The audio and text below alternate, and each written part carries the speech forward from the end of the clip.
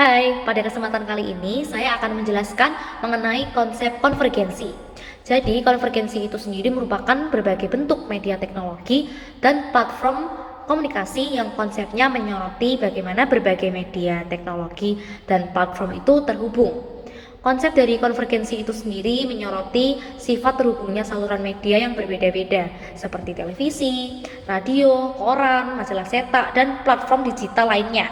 Nah, konvergensi itu sendiri sebenarnya sudah ada dari sejak dahulu. Akan tetapi dengan adanya kemajuan teknologi sekarang ini, akhirnya konvergensi dipercepat kemajuannya dan mau tidak mau hal itu mempengaruhi pihak media yang sekarang ini kita bisa lihat juga seperti dipaksa untuk mengikuti perkembangan zaman untuk melakukan konvergensi. Karena jika tidak, maka media itu tidak akan bisa survive atau bertahan. Sementara konvergensi pada sisi aktor media atau pelaku media menjadi sesuatu yang harus sekali diambil, karena jika tidak media yang lama tersebut akan tergerus dengan adanya media baru. Sekarang karena adanya konvergensi, media-media lama terutama media cetak itu mengikuti perkembangan zaman dan harus menyesuaikan, seperti contohnya Kompas atau Jawa Pos yang kita kenal sebagai media perusahaan koran cetak terbesar juga di Indonesia. Mereka itu mengikuti perkembangan zaman dengan melakukan konvergensi seperti pengadaan koran digital atau membuat konten-konten yang relate dengan berita di media sosial seperti Reels Instagram dan video TikTok yang kreatif. Karena jika tidak mengikuti konvergensi tersebut, maka media-media cetak seperti Kompas atau Jawa Pos ini akan tergilas lama-lama dengan sumber informasi digital yang baru di era saat ini, seperti yang ramai di kalangan anak muda, mungkin podcast atau TikTok kreatif. Nah, seperti itu, maka konvergensi menjadi seperti pilihan yang harus diambil, karena jika tidak, maka pelaku media bisa tenggelam dengan media-media baru yang saat ini bisa kita lihat jauh lebih modern. Nah, konvergensi itu memungkinkan kita menjadi dekat dengan pembaca atau pengkonsumsi media, karena kita ini kemudian hadir dengan media yang dekat gitu. Dalam media, konvergensi juga sudah mengubah peran dari produsen media dan konsumen. Mengapa demikian? Karena konvergensi ini mendorong munculnya interaktivitas yang lebih besar dan adanya konten yang dihasilkan oleh pengguna, tidak hanya dari produsen saja. Nah, kita akan melihat contoh penerapan konvergensi media melalui video berikut ini. Penjelasan kali ini mengenai Remote TV. Nah, Remote TV itu sendiri merupakan organisasi media nirlaba yang didirikan pada tahun 2010. Nah, Remote TV itu telah mengambil posisinya di media Indonesia sebagai organisasi nirlaba dalam bidang riset, kampanye, dan literasi media serta komunikasi. Nah, di Remote TV sendiri itu audiensnya merupakan anak muda berusia 17 sampai 35 tahun, kemudian yang fokus kepada akademik dan juga kebanyakan mahasiswa. Nah, di Remote TV ini pemangku kepentingan kelompok marginal, masyarakat sipil, dan media serta pers. Jadi mewadahi mereka-mereka ini untuk memperoleh informasi. Nah, berikut ini adalah Instagram dari Remote TV dan juga YouTube Remote TV.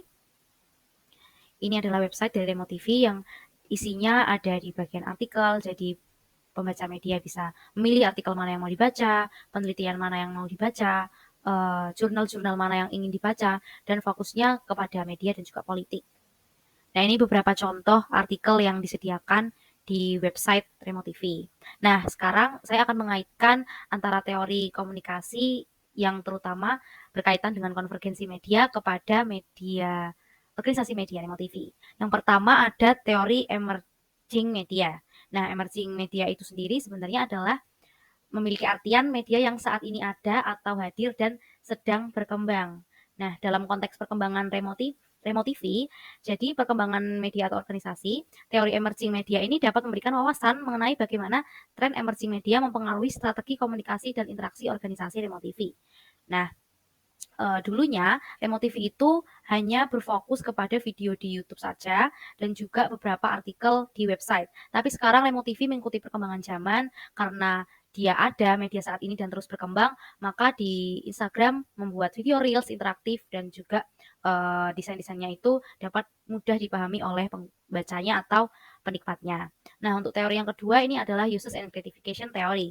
Nah, teori ini tuh menjelaskan mengapa dan bagaimana individu memilih dan menggunakan media untuk memenuhi kebutuhan mereka. Dalam hal ini, saya akan mengaitkan mengapa orang-orang dan bagaimana orang-orang itu memilih serta menggunakan remote TV untuk memenuhi kebutuhan mereka, terutama mereka-mereka yang membutuhkan informasi dalam bidang politik, mungkin mencari artikel-artikel dan juga penelitian itu remote TV kemudian menyediakan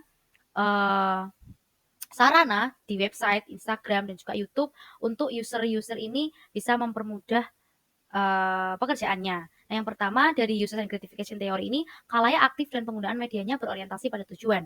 Bisa dilihat di sini bahwa followers dari Instagram dan juga subscriber YouTube Remote TV itu tidak sedikit. Itu menunjukkan bahwa penggunanya aktif dan berorientasi pada tujuan tertentu. Kemudian yang kedua, ada inisiatif dalam menghubungkan kepuasan kebutuhan pada pilihan media tertentu terdapat pada anggota khalayak. Nah, pilihan media Remote TV ini sebenarnya ada di tangan khalayak. Pengguna media bebas menentukan dan memilih media mana untuk memuaskan kebutuhannya. Seperti contohnya di Instagram ada konten seperti ini dan banyak sekali orang-orang yang berkomentar, netizen yang berkomentar mengenai konten tersebut. Dan yang terakhir adalah media berkompetisi dengan sumber lainnya untuk kepuasan kebutuhan. Karena Remote TV ini sudah ada sejak 2010, maka dia terus mengembangkan fitur-fiturnya karena bersaing juga dengan media yang lain seperti contohnya Catch Me Up. Catch Me Up ini juga merupakan media yang menyediakan informasi berita-berita. Jadi Remote TV ini berkompetisi dengan media-media seperti Catch Me Up juga mungkin untuk menyediakan informasi yang lebih menarik mengenai media, mengenai politik, sehingga dia juga bisa bersaing dengan media-media baru sekarang ini seperti Catch Me Up juga sepanjang yang saya tahu dia mengupload berita-berita di Instagram dan juga di website tentang berita terkini. Sekian yang dapat saya sampaikan, terima kasih.